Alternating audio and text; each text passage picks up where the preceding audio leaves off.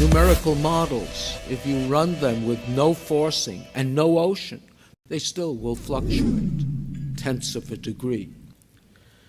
Part of the problem in this field is we're dealing with this anomaly. It's measured in tenths of a degree. We can hardly perceive it. The error bars associated with its determination are so large that it is quite frankly easy to abuse. And again, we'll come back to that. Let's see what it is really.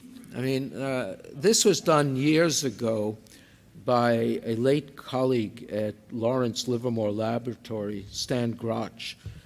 And he wanted to go over the process. So here you see a cloud of dots. What are they? Well, let's first do the exercise of looking at the axes. So you notice that it's going from -6 to 6 degrees centigrade. That's the scale. The cloud of points is extending over -2 to 2 degrees. Each point is a station's annually averaged anomaly. So that's this huge set of points. To get the globally average temperature anomaly, you average these points, usually with a weighting for area, and on the same scale, that's what you get for the average.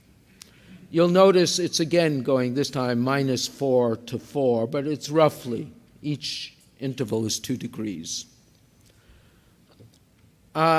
Normally, you would compare these two and say that the first cloud was largely random and almost all the variability averaged out. But that would not be an interesting story. So what you do is you stretch the scale on the right by a factor of 10.